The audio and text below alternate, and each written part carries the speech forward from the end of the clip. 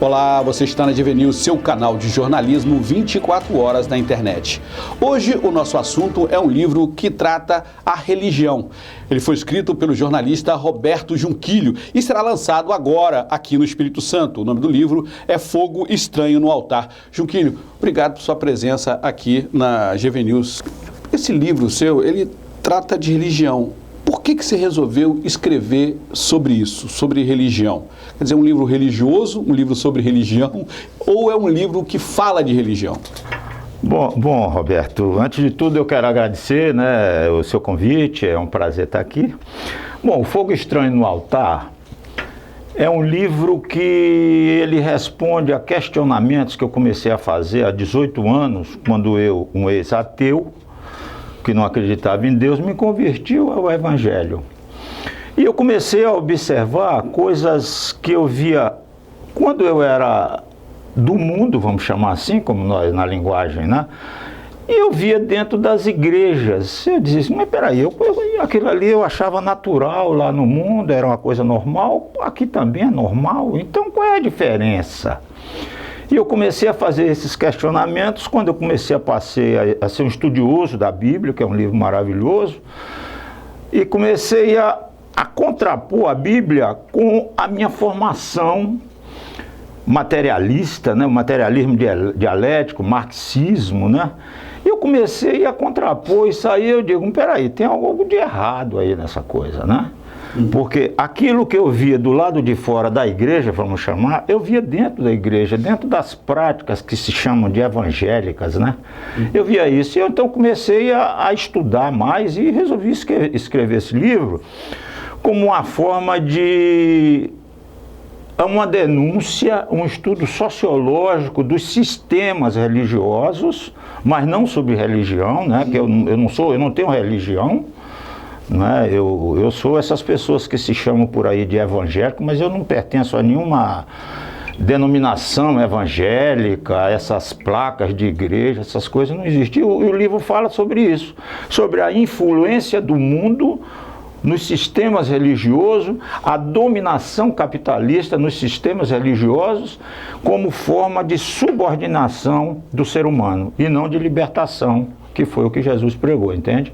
Então hoje o capital ele tem um domínio sobre os sistemas religiosos que é uma coisa impressionante, e isso é muito prejudicial na vida das pessoas. Quer dizer, você faz, de uma certa maneira, pelo que eu estou entendendo, uma crítica a essa monetização que tem dentro das igrejas, isso, de um modo geral, isso. Porque toda igreja tem essa coisa de pague um pouquinho para ter um pouquinho. Isso. Mas isso é uma coisa muito antiga, Roberta, Roberto, isso é uma coisa muito antiga, isso vem lá dos primórdios. Nós temos, eu não gostaria de citar, mas nós temos o romanismo aí, que foi a mãe de todas essas coisas, Um poderio econômico estupendo, Então, isso, com o decorrer do tempo, isso foi se entrando devagarinho nas igrejas e foram sendo criados sistemas religiosos.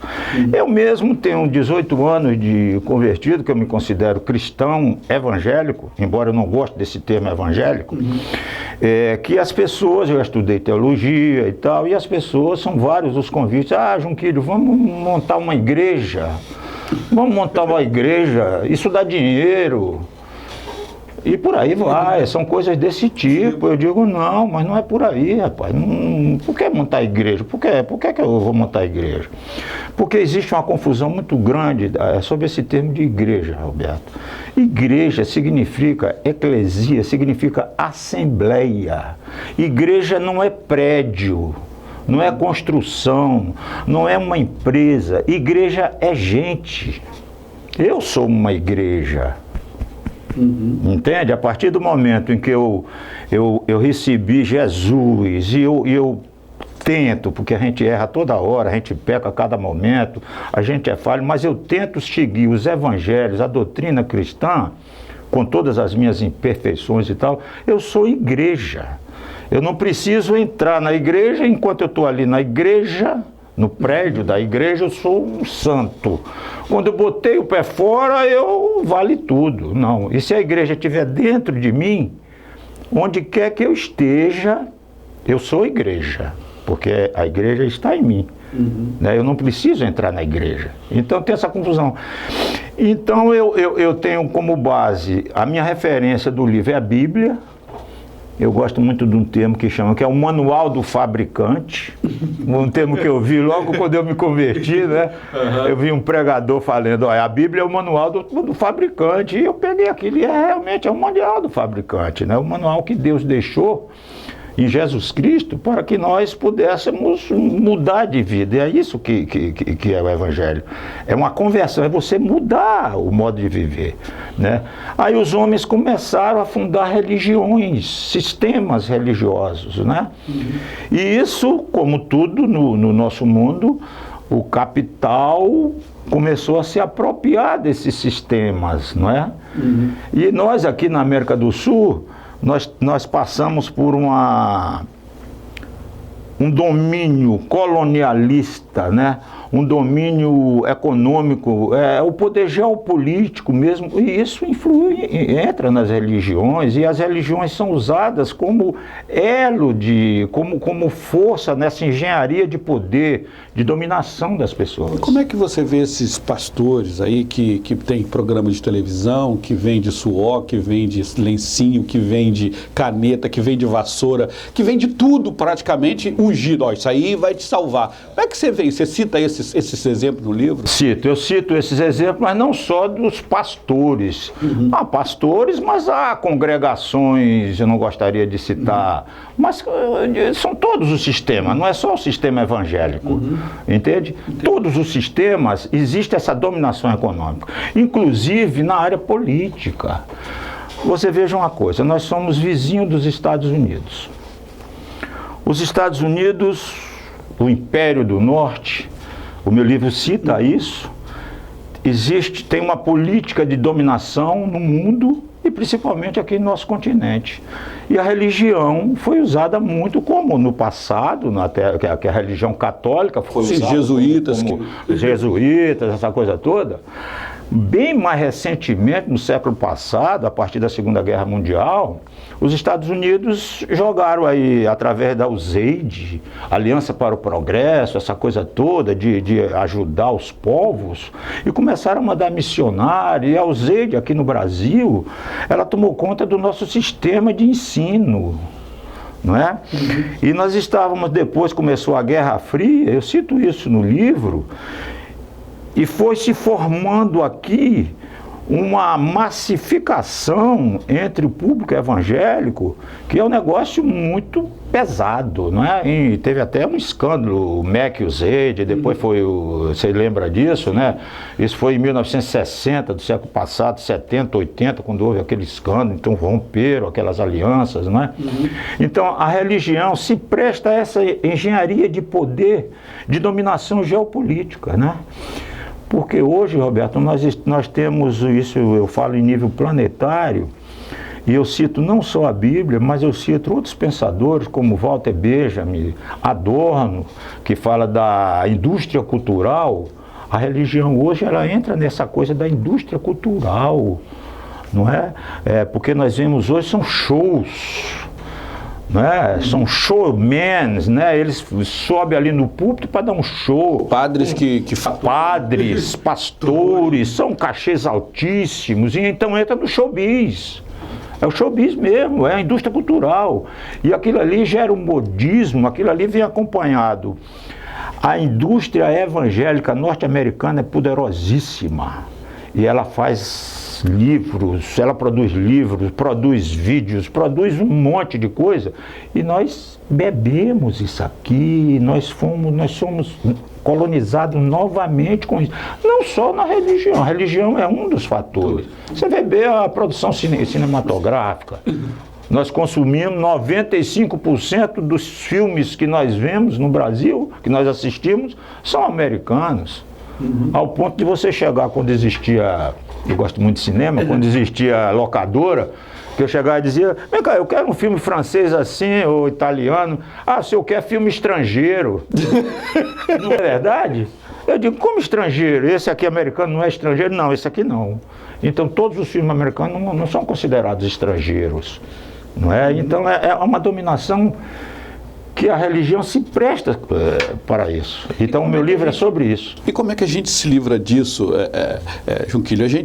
Você identificou aí vários pontos de problemas, né? Nós temos a comercialização da religião de maneira absurda. Televisão aberta hoje, todo mundo, só o SBT não vende, né? Até a Globo tem o horário religioso dela lá, né? Porque acho que o Silvio Santos é judeu, não gosta muito de abrir espaço para ninguém, só para ele. Então, como é que a gente se livra disso? Como é que o brasileiro médio, o brasileiro mais simples, se livra disso se cada esquina tem uma igreja? A gente tem tanto boteco quanto igreja hoje no Brasil. Meu tempo era só botequim, hoje é botequim e igreja.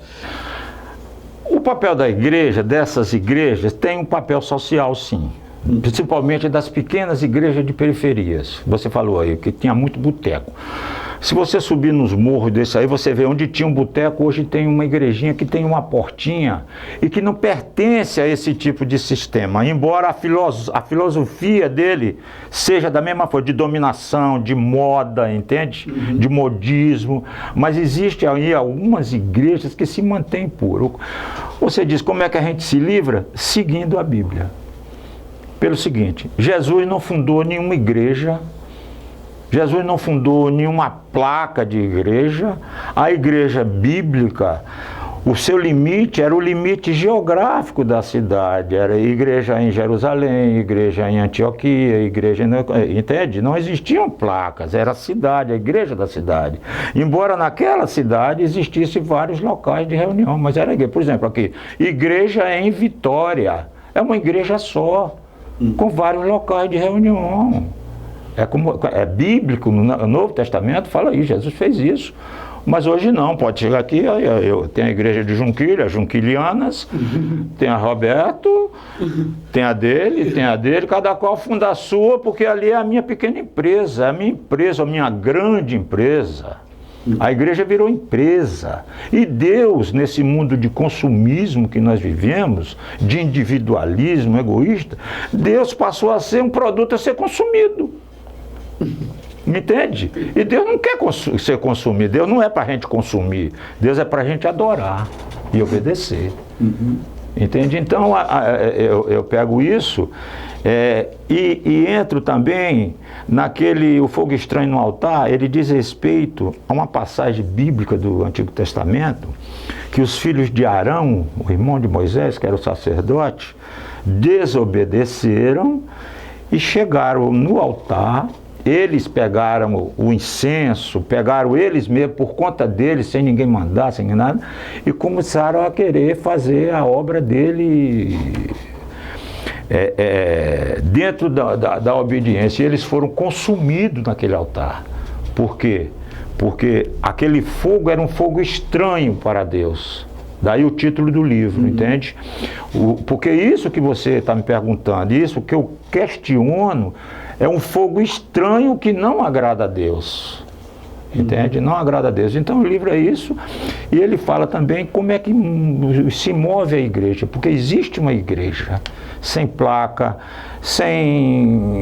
que se reúne em galpões, se reúne nas praças, isso no mundo todo, sempre existiu, né? Sem nome, é a igreja é a igreja. Essa igreja existe, funciona e dá um testemunho vigoroso da presença do Espírito Santo. Então você ouve milagres, você vê a vida transformada. Eu sou um exemplo disso. Eu não acreditava, eu posso até dizer, eu era um cara perdidão aí e tal. Hoje não, eu mudei de vida. Evidentemente que eu não sou santo, eu peco, eu tenho muitos defeitos, muitos erros. Mas houve uma mudança de comportamento, entendeu? Embora tenham muitas arestas a serem aparadas. Junquilho, quando é que o livro chega para o público aí? Olha, eu fiz o livro e comecei a procurar editora. Mandei para algumas e tal, mas demorava muito.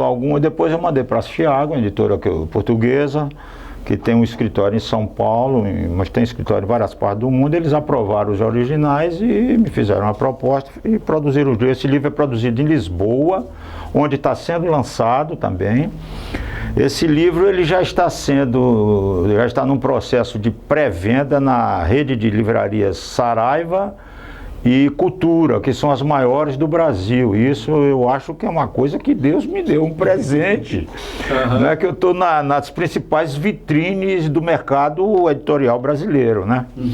Ele já pode ser comprado no Shopping Vitória, na pré-venda, e você vai receber o livro, segundo a Saravia me informou, no dia 1º de outubro. Né? Então eu vou lançar o livro lá na primeira quinzena de outubro. Eu não tenho ainda a data certa. Ele será lançado no auditório da igreja em Vitória. Será um grande lançamento, não é? Você está convidado, a equipe toda aqui, que fica ali na rua da chefatura da Polícia Civil, saindo da Reta da Penha. É a primeira construção grande assim na segunda quadra, na rua Vitalino dos Santos Valadares.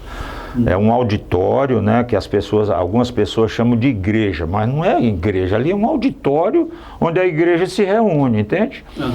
Então, uma das coisas que esse livro chamou a atenção da Chiado é que ele não trata puramente nem da religião de uma forma de apresentar aquela coisa, não.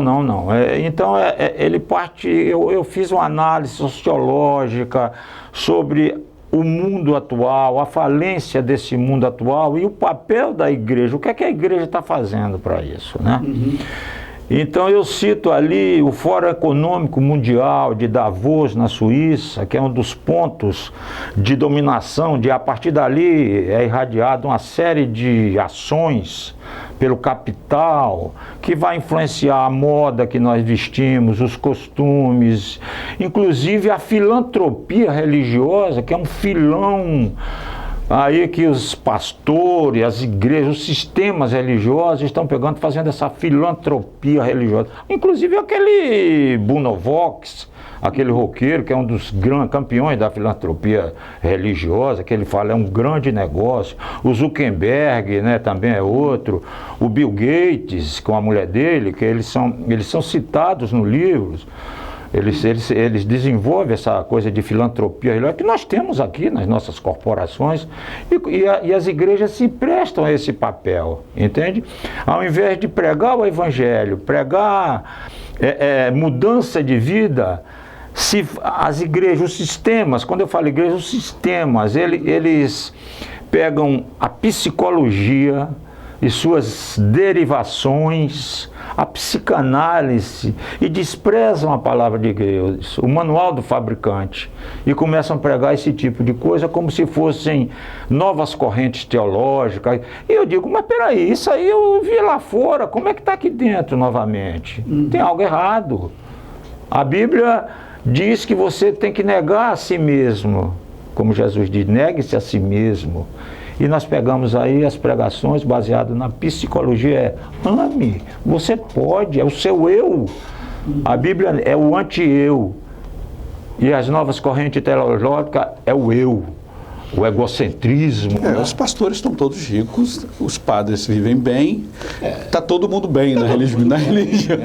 Porque tem o povo pagando por isso. Tem um rebanho, né? Tem um rebanho. De rebanho. Rebanho é que é tocado. Exatamente. Pensa, né? E eles estão tirando a lã desse rebanho e deixando as ovelhas carecas. Que não tem...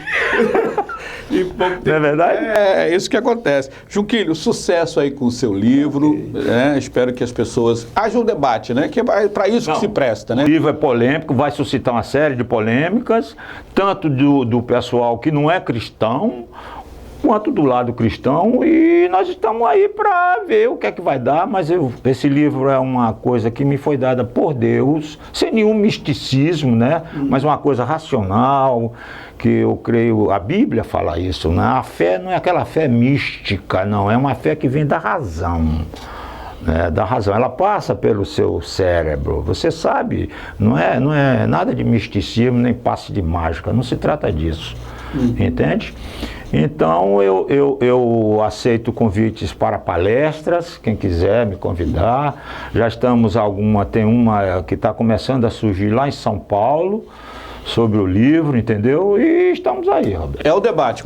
Começou a conversa. Começou a conversa. Jornalista... Sobre o fogo estranho no altar. Tudo que jornalista gosta, né? Exatamente. Sim. Mais uma vez, obrigado aí, Junquilho. Obrigado a você, obrigado a você. Obrigado por assistir a GV News. A gente volta daqui a pouco com uma nova notícia. GV News, porque informação é coisa séria.